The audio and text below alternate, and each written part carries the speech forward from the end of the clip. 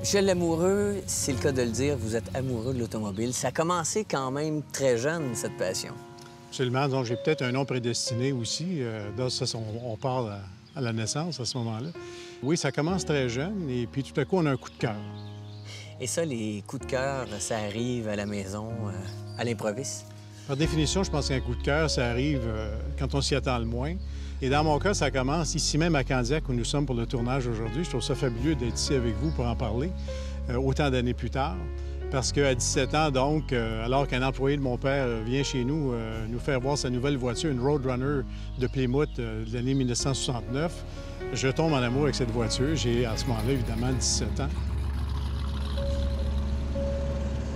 Alors ça, en anglais, on appelle ça un trip down memory lane. Là. Ça, c'était ou a blast from the past. On est dans le voyage là, dans le temps.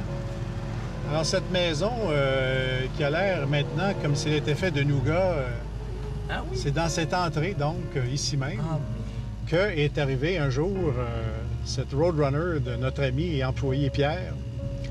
Et là, ça a été le coup de foudre, surtout que là, il a dit, bon, on va aller faire un petit tour. Alors, ce petit tour-là, on ne l'oublie jamais, évidemment. Ce petit tour-là nous amène à faire un autre petit tour aujourd'hui. Ça a pris, évidemment, 40 ans pour que j'achète finalement la voiture de mes rêves. Alors là, j'ai du temps à rattraper depuis que je l'ai acheté il y a maintenant 2 ans. Mais c'était une voiture qui était effectivement une légende, puisque nous parlons de légende dans le monde de la voiture, qui a vu le jour en 68. On avait prévu en vendre 2500, on en a vendu 45 000. Et ça a été un engouement total de la part d'une jeunesse montante qui était un peu dans la foulée, si on peut dire, des mouvements beat des années 50 avec Jack Kerouac, qui nous amène au mouvement un peu plus contestataire des années 60, hippie et autres.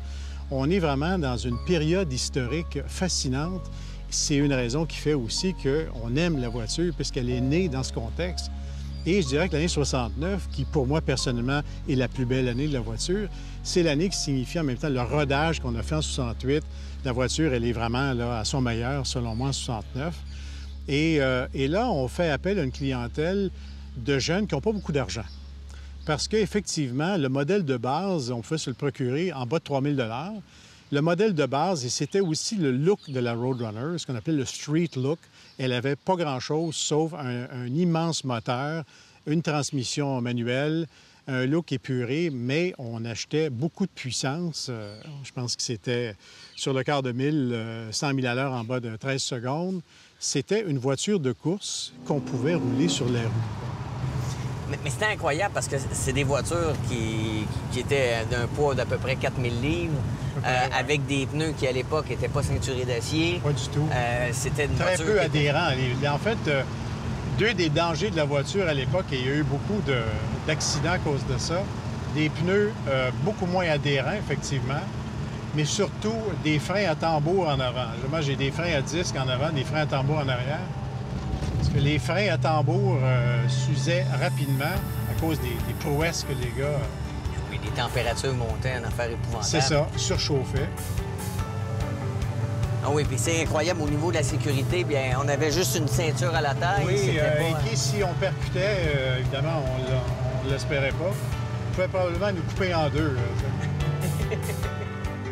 Je pense qu'on en a vendu 85 000 en 69. Donc, ce n'est pas une voiture rare en ce sens, qu'il y en a eu beaucoup de produites, mais c'est une voiture vraiment légendaire, puisqu'entre autres, le fameux magazine Motor Trend américain l'avait déclaré la voiture de l'année en 69. Évidemment, ça n'a pas nui aux ventes de la voiture. Mais elle a aussi une histoire ludique, parce qu'elle se fonde un peu sur cette fameuse bande dessinée, qui est officiellement en français le Grand Géocoucou. C'est le nom scientifique du Great Roadrunner en anglais. Un des designers de la voiture, on était parti pour l'appeler la Plymouth La Mancha, cette voiture-là. Et tout bonnement, comme ça, un samedi matin, ce monsieur-là regarde le dessin animé avec ses enfants et a cette inspiration de l'appeler la Roadrunner, amène l'idée au bureau le lundi d'après. Et là, on décide d'aller voir les gens chez Warner Brothers, qui étaient détenteurs de la propriété intellectuelle, donc du fameux cartoon Roadrunner. Et là, ça a été l'aubaine du siècle, parce que l'histoire raconte que ce serait un jeune vice-président fraîchement diplômé en marketing qui aurait cédé les droits au complet, en fait, sur le dessin animé pour la somme de 50 000 $. Alors, les gars sont retournés au bureau en se tapant dans le dos en disant « Là, on vient de faire une affaire du siècle extraordinaire. » Et pour résumer, un des détails importants, c'est qu'au début, on devait s'en servir que pour les commerciaux de la voiture. Mais on a décidé que, vu qu'on en est propriétaire maintenant, on va mettre des petits logos un peu partout. Et ça a commencé comme ça, donc en 68. Alors là, on fait une petite accélération. Ces voitures-là aiment accélérer. Oh oui. C'est justement lorsqu'on arrive à 3000 tours où la voiture vraiment est mise. En fait, oui, à 3000 tours, on est disons à 115 km à l'heure. En quatrième, je suis à peu près à 2000 tours. Alors, et on dit qu'elle pourrait facilement monter jusqu'à 5000 tours. Je ne l'ai jamais essayé et je n'ai pas l'intention de le faire non plus. Et c'est une voiture qui, bon, avec un prix tellement raisonnable, on a pu y inclure énormément d'options. Oui, effectivement. Bon, c'est ce qu'on appelait à l'époque un B-body, une carrosserie intégrale qui était basée sur les modèles Belvédère satellite un peu là, de ces années-là.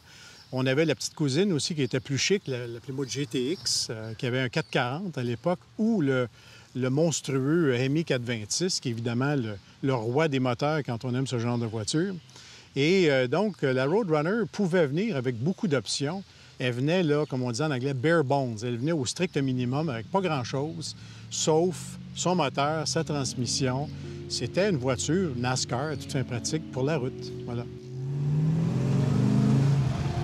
Alors, ça accélère vite, hein? Faut se retenir parce que ça a du jus, comme on dit. Parce que le grand Géococo, le Roadrunner, il n'est pas question qu'il se fasse attraper par le coyote, hein? Non. Alors, toute la symbolique est là. C'est la voiture qu'on ne pouvait jamais rattraper, quoi. Mais on est à une époque de, disons, l'âge d'or de la performance.